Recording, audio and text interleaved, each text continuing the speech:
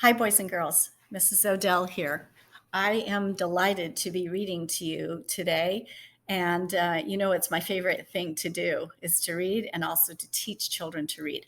I have a special book for you. It is called Hooray for Reading Day. So, what an appropriate title. So, I'm going to go ahead and get started. This book, by the way, is written by Marjorie Kuehler, illustrated by Arthur Howard. So let me show you the title again one more time. Hooray for Reading Day. Hooray for Reading Day. Jessica was a worrier. She worried all the time.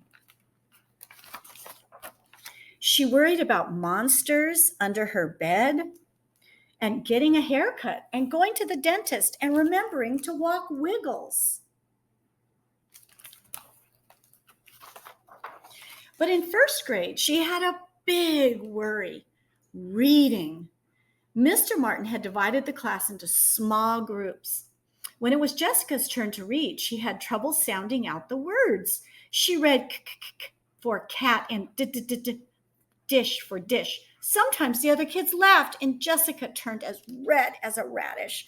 And I know some of you are making connections about maybe being worried about reading. And of course, we know that at Jensen Ranch School, no one laughs at children who make a mistake. Hopefully you're making that text-to-self connection.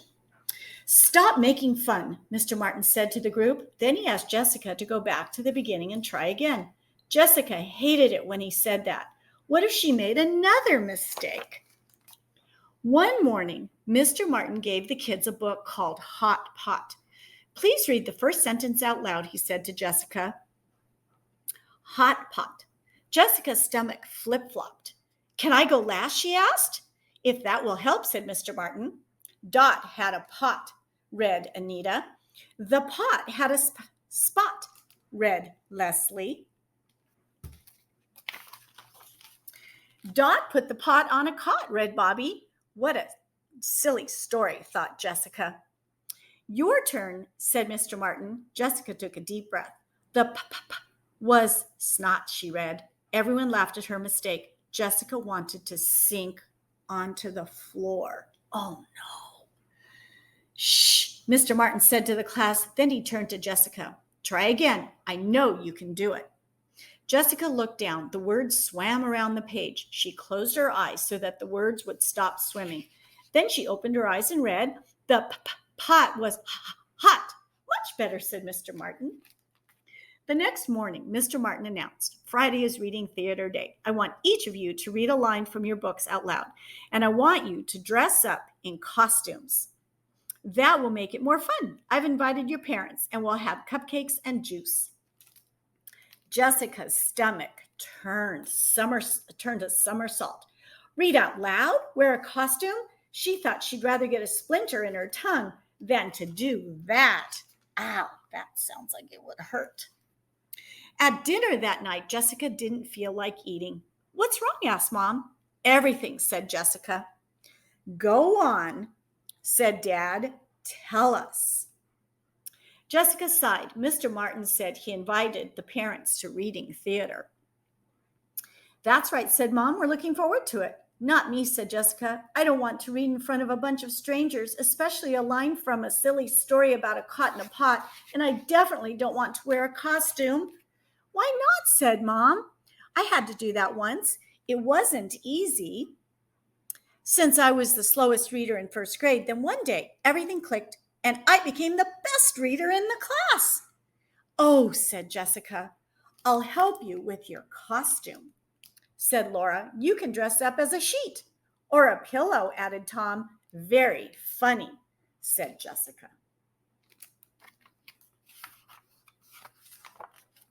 That night, Jessica couldn't sleep. And I wonder how many of you are making text-to-self connections. When something's really bothering you, it might make you think about it even in the middle of the night.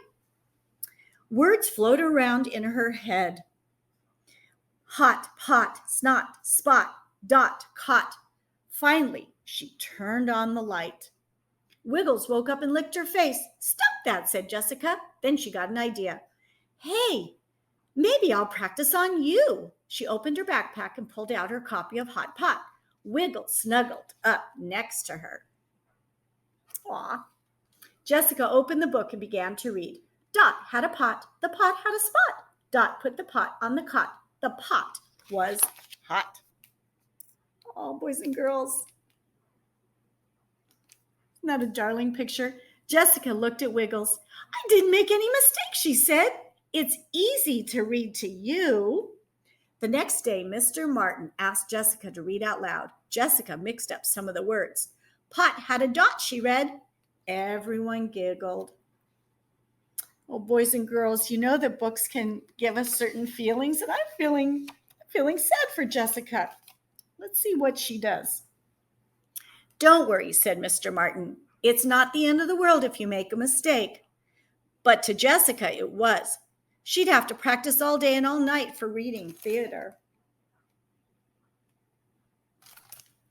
When Jessica got home, she read to Wiggles. She read the whole story through without making any mistakes. Wiggles gave her doggy kisses. Maybe if I can read to you, said Jessica, I can read to anybody. If Mom learned to be a good reader, why can't I? Arf, arf, barked Wiggles. Finally, it was the day of the reading theater. Jessica went to school wrapped in a blanket. When the parents began to arrive, Jessica put the blanket over her head. Mr. Martin greeted everyone. Then he asked Jessica's group to stand up. Jessica kept the blanket over her head as she walked to the front of the classroom. Anita read first, then Leslie. Next, it was Bobby's turn. Todd put the top on a splot, he read. Jessica threw off her blanket. She stared at Bobby. He had made a mistake. He never made mistakes. And now it was her turn. Jessica's knees shook. She closed her eyes and pictured Wiggles. Then she opened her eyes and pretended she was reading to him. The pot was hot, she read. Phew, she had got it right. She closed the book with a bang and sat down. The parents all clapped. So did the other kids. Mom and Dad clapped loudest of all. You were great, said Mom. Hooray for reading day, said Dad. Bravo, said Mr. Martin. I knew you could do it. Jessica smiled. That night, she read another story to Wiggles, and then another, and another. Wiggles licked the book. You must like this story, said Jessica. Then she gave him a big hug, and they both fell asleep. Boys and girls, I hope you enjoyed that story as much as I did. And of course, we all know that sometimes things at first seem really, really hard, but if we practice and we practice and we believe in ourselves, boys and girls, then pretty soon, all of a sudden, we're pretty good at whatever it was that was challenging us. All right, my friends. Well, I know that you've got more readers lined up for you, and hooray for reading day. Bye for now, my friends.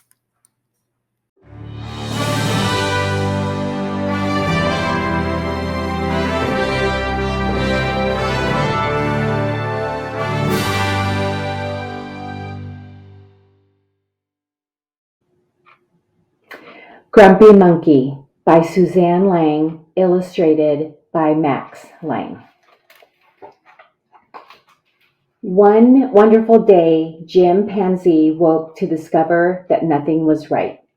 The sun was too bright, the sky was too blue, and the bananas were too sweet.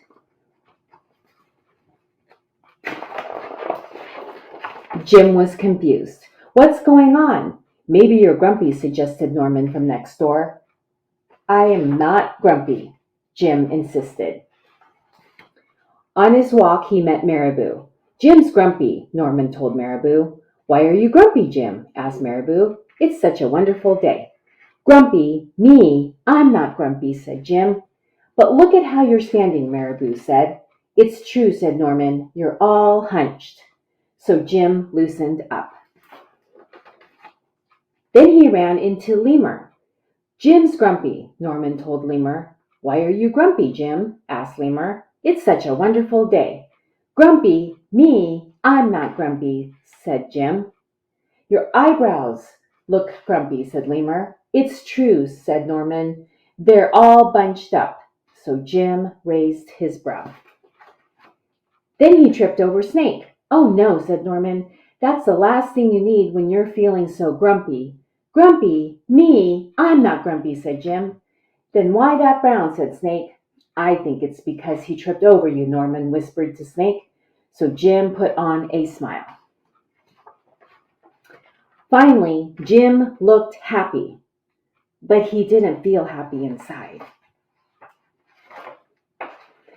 Everyone wanted Jim to enjoy this wonderful day.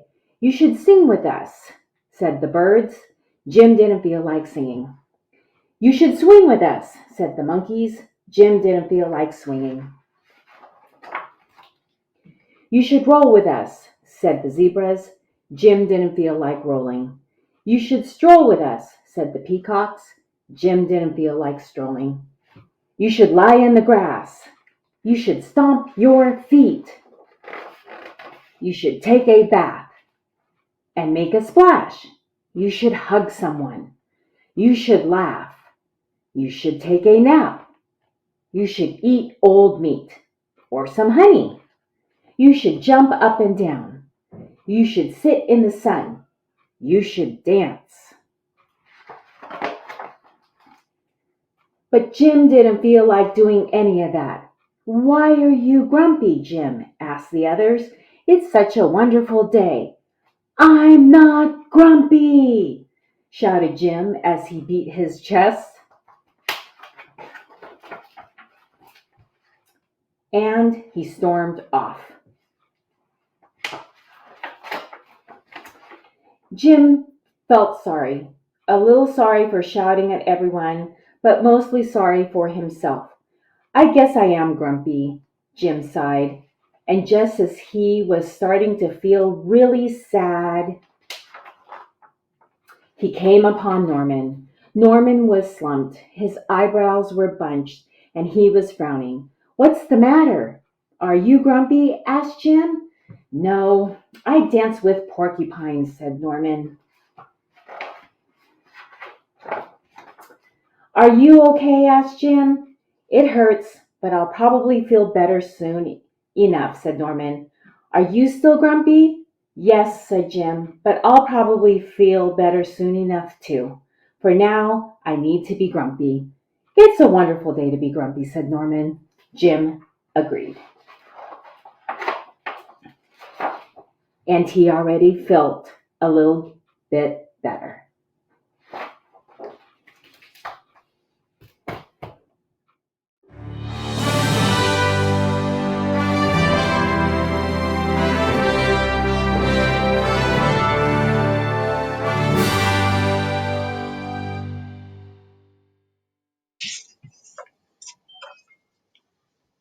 Triangle by Mac Barnett.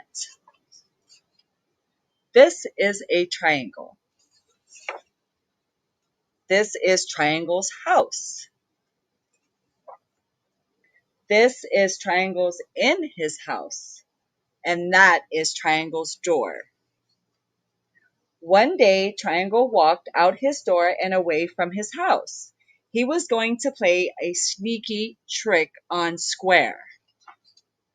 He walked past small triangles and medium triangles and big triangles.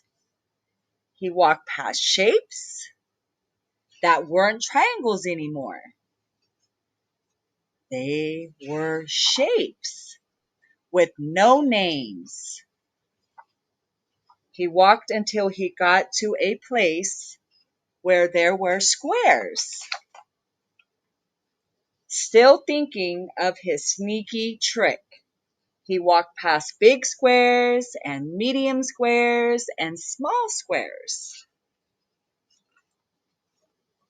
until he got to Square's house. Now, said Triangle, I will play my sneaky trick. Triangle walked up to Square's door and said, hiss, just like a snake. Square was afraid of snakes. Oh me, oh my, said Square. Go away, you snake, leave my door. Hiss, said Triangle. Hiss, hiss, hiss. Oh dear, dear, dear, said Square. How many snakes are out there? 10? 10 million? Go away, snakes. Triangle could not hiss anymore. He was laughing too hard. Triangle, said Square, is that you? Yes, said Triangle. I know you are afraid of snakes. I have played a sneaky trick on you.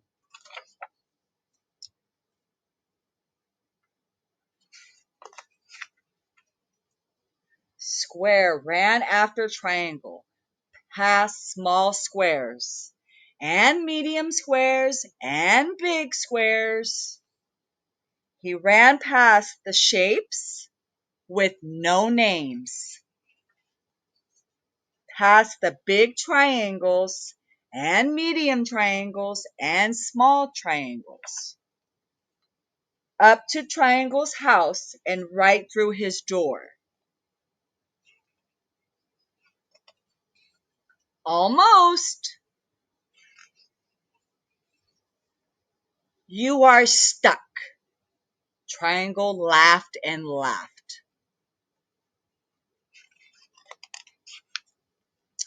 Then he stopped. His house was all dark. Triangle was afraid of the dark. It's too dark, said Triangle. You're blocking my light. Go away, you block. Leave my door. It was Square's turn to laugh. I know you are afraid of the dark. Now I have played a sneaky trick on you. You see, Triangle? This was my plan all along. But do you really believe him?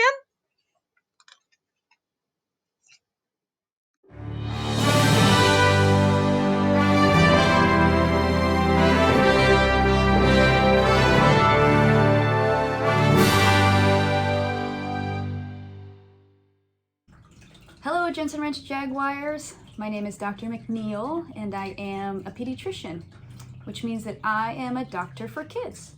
My daughter Vivian goes to Jensen. She's in 5th grade, and my other daughter Marin graduated from Jensen a couple years ago. Today we are going to read about the power of words. Language and words matter. They can shape the way we think about things. They can also shape the way we feel about things. And today's word is the word yet. And the book we're going to read is called The Magical Yet. The Magical Yet. Words by Angela Di Terlizzi. Art by Lorena Alvarez. There are days when your dreams haven't come true, or you're upset by the things you can't do. If you've lost, or failed, or cried just a bit, you're tired of waiting, ready to quit.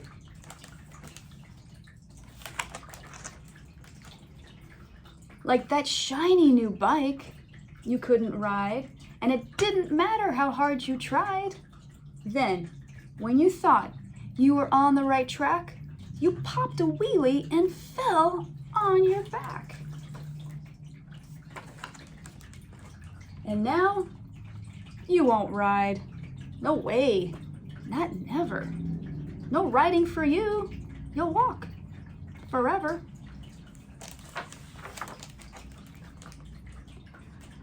Don't give up now. There's a major game changer A most amazing thought, rearranger. Someone to show you how good you can get. Now, introducing the magical Yet. With this Yet's magic, you can begin to see that you're going beyond where you've been. There are so many things that you've learned to do when you didn't know the Yet was with you. Like when you babbled before you could talk, or how you crawled before you could walk. Yet's a dreamer, a schemer, a hoper, a trier, a maker, a doer, a gotta fly higher. This Yet finds a way, even when you don't, and yet knows you will when you think you won't. Like that shiny new bike that you couldn't ride, hop right back on with the Yet by your side. Yet doesn't mind warm-ups, fixes and flops, do-overs, redos, stumbles and stops. Yet knows there's mistakes, some big and some small. With Yet, you're sure to get over them all. Play the kazoo or play the bassoon. Jam with the Yet, you'll soon be in tune. Try skateboarding tricks like the ollie heel flip. This Yet can get to the championship. Tongue twisters twisted your tongue in a knot. Yet says, keep trying and practice a lot. Be patient. You yet can't do it all overnight. Some things take days, months, or years to get right. But if you keep leaping, dreaming, wishing, waiting, learning, trying, missing,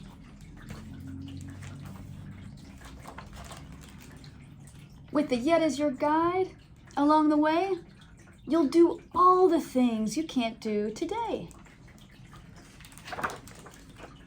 Now, you're bolder, braver, starting to see? With the Yet, you can get where you want to be. You finally did it! Yet knew you could. You're not just riding, you're getting quite good. But don't stop now. You've got so much to do. The good news is, this Yet grows with you.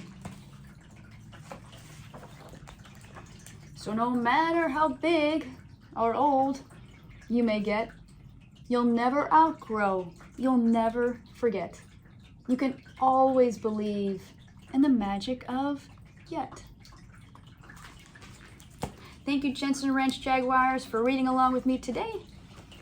And don't forget the power of words.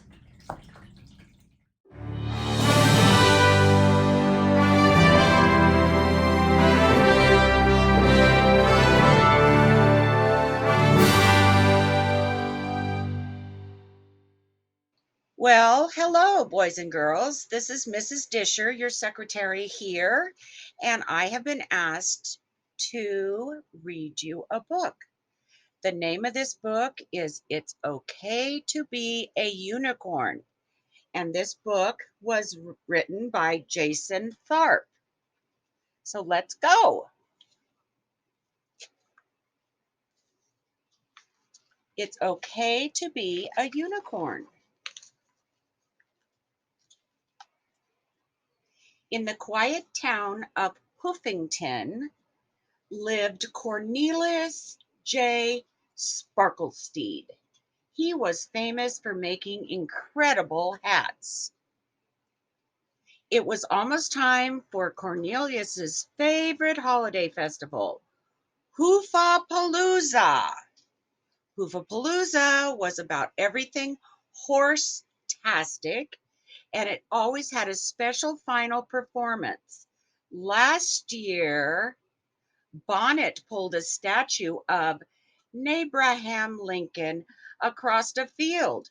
The year before, Clyde stomped the alphabet. There is the statue of Abraham Lincoln, and this must be Clyde. Okay, let's turn the page. For this year's Hoofapalooza, Mayor called Cornelius to town hall for a special request.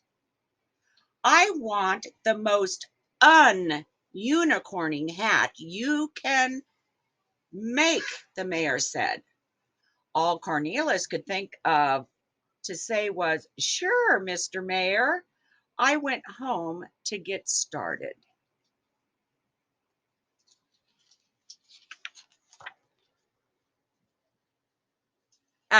As Cornelius worked, he thought about how Hoofington's horses were nice to every horse except unicorns. They said lots of mean things about unicorns. Cornelius knew none of it was true, but he never said anything back. And he always kept his big secret hidden under his hat.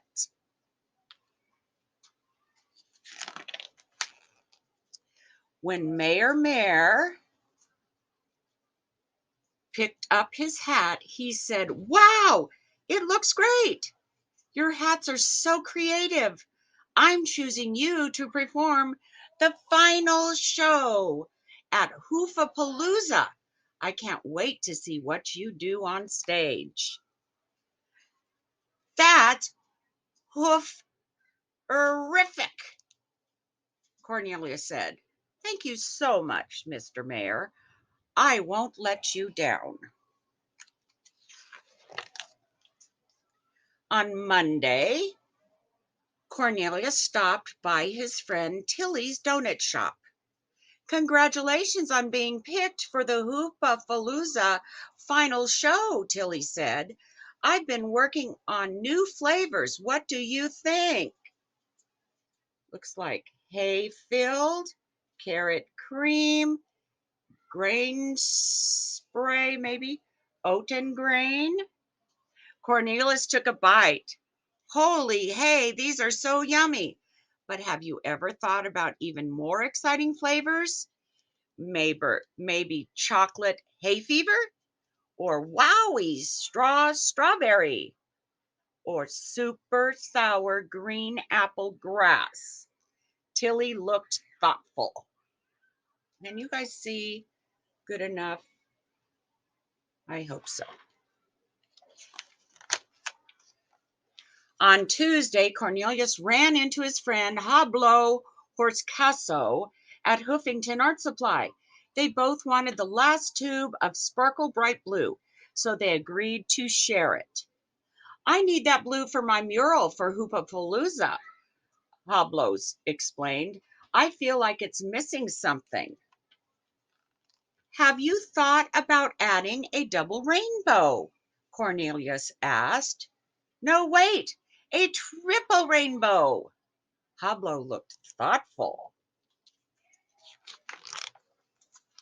On Wednesday, Cornelius galloped to the DJ Salad's recording studio to ask for some help with the music for the Hoopapalooza performance.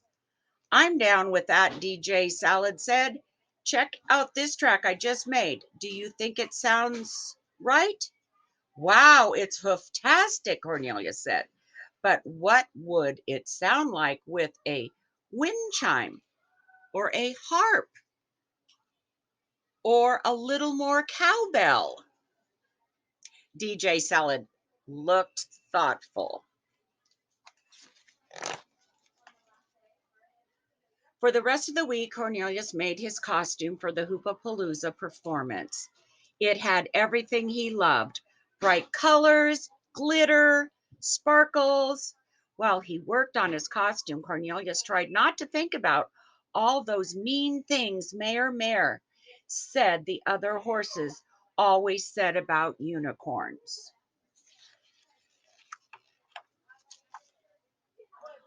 On Sunday, every horse was having fun at Hoofapalooza. Yearlings were getting dizzy on the tilt-o-wheel barrel, and ponies were eating way too much fried hay. Excuse me. But even though he loved the festival, Cornelius wasn't having fun. Before his show, Cornelius peeked out from behind the curtains. He noticed Hoblo's mural had a quadruple rainbow. Tilly's donuts even wilder than even Cornelius had imagined. Chocolate hay fever, strawberry, and DJ salad music had wind chimes and harps and cowbells and even a kazoo. On my hay, Cornelius said. He felt ready to pull on his costume. When the music began to play, Cornelius stepped out on stage. The curtain parted. Cornelius put on a prance to end all prances. His flow was magical. His moves were flawless. He looked awesome.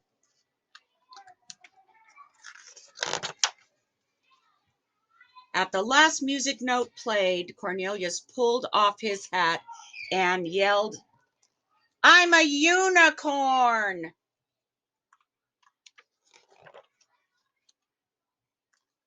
Go, Cornelius! Look at the donuts. The crowd erupted in cheers.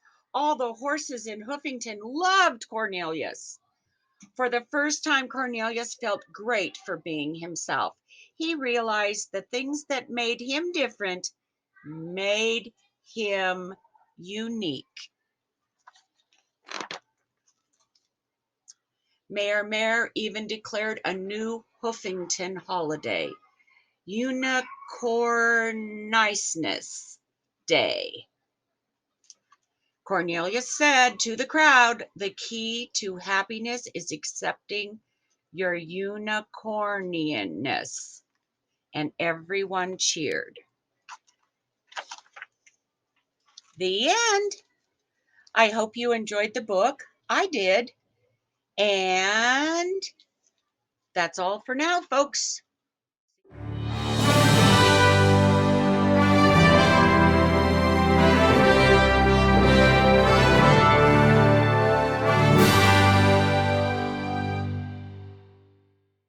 Hey Jensen, Jaguars, Miss McLean here, and I'm looking forward to sharing a special story with you about a girl named Ruby.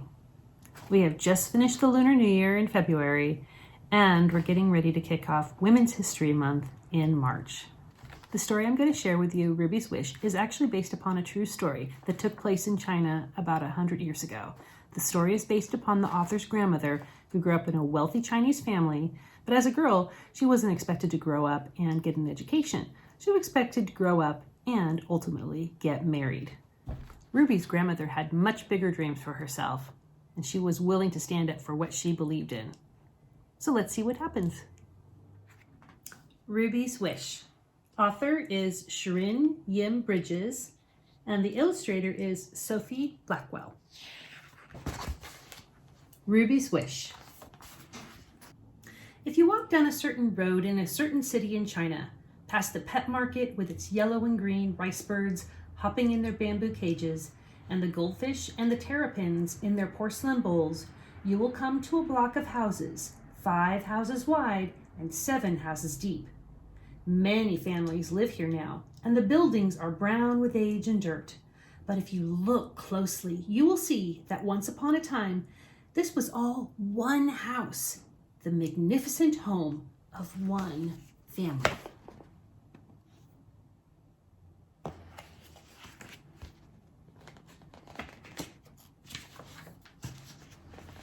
The house was built by an old man who returned from the Gold Mountain.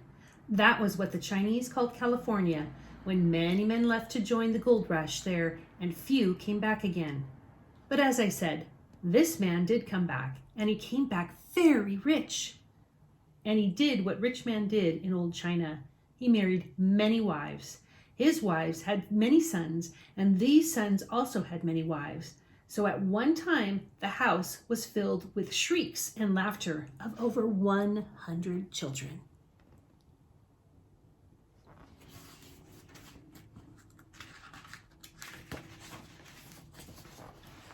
Amongst these children was a little girl that everyone called Ruby because she loved the color red. In China, red is the color of celebration. On New Year's Day, children receive red envelopes full of good luck money. Brides wear red on their wedding days, but Ruby insisted on wearing red every day, even when her mother made her wear somber colors like all her other cousins. Ruby would tie up her jet black hair with red ribbons.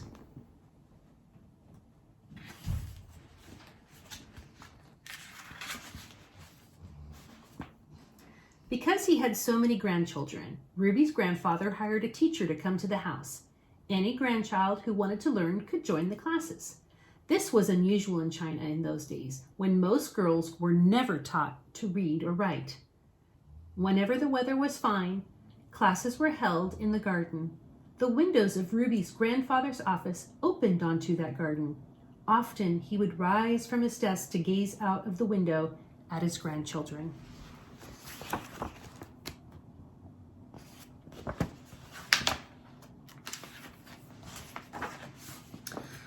One day, Ruby's grandfather looked down from his window to see the high white wall of the garden plastered with calligraphy. His grandchildren had been practicing their handwriting. Ruby's grandfather laughed to see that many had smudges of ink on their hands and faces. Then he noticed a sheet that was more beautiful than the rest. Which of his grandchildren had produced such wonderful calligraphy? Down in the garden, the teacher was praising Ruby. Her ears were turning as bright red as her jacket.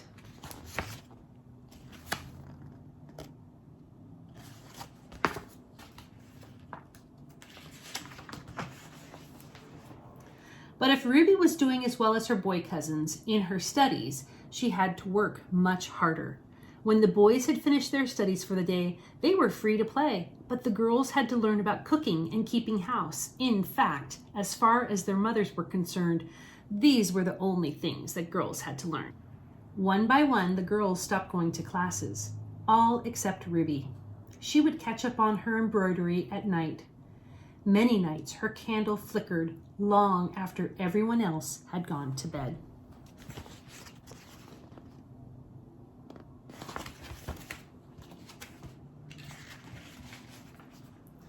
One day, the children were asked to write a poem.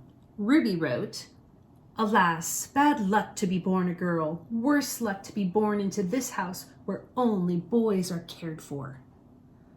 Ruby's teacher was very impressed by the poem. He showed it to Ruby's grandfather. Ruby's grandfather was also impressed, but he was worried about what the poem said. He summoned Ruby to his office.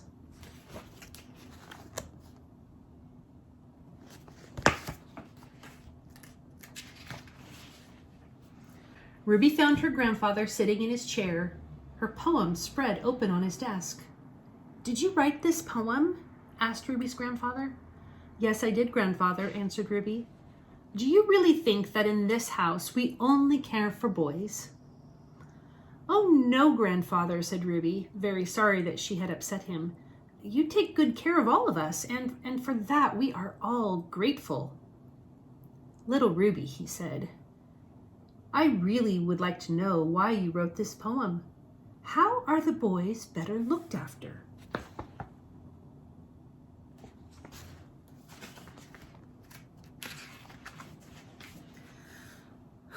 Well, said Ruby, trying to think of a small, unimportant thing.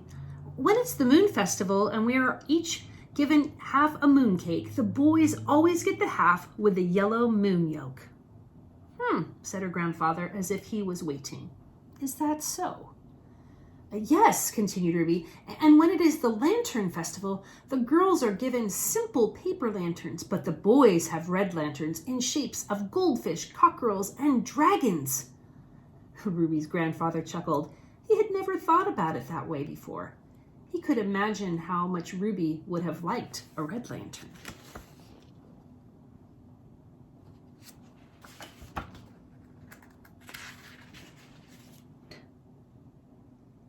But most importantly, said Ruby, staring hard at her red shoes, the boys will get to go to university, but girls will be married.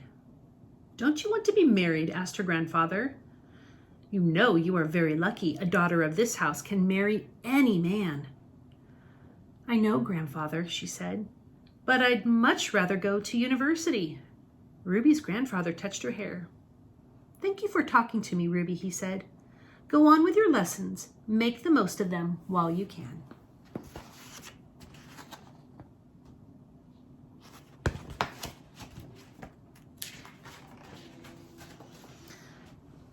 Ruby went on with her lessons. Some of the boys grew up and went away to university. Some stayed in the house and started families of their own. But when they grew up, all of the girls were married and sent away to live in their husbands' homes. Ruby knew it would soon be her turn. In the ponds, Ruby could see the orange and white carp gulping for breath under a thin layer of ice. It would soon be Chinese New Year. Ruby felt sure it would be her last one at home.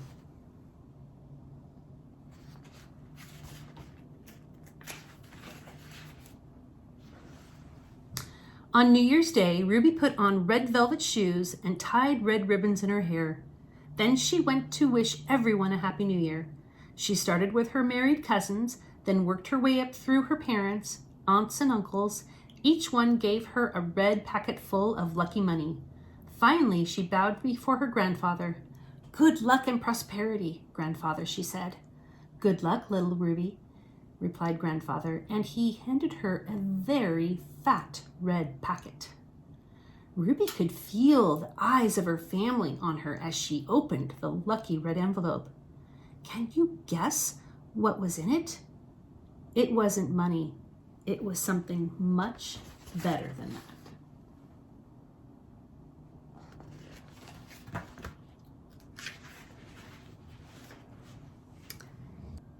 It was a letter from a university saying how they would be very proud to accept Ruby as one of their very first female students. So that's how Ruby got her wish. It's a true story. And how do I know this? Well, Ruby is my grandmother, and every day she still wears a little red.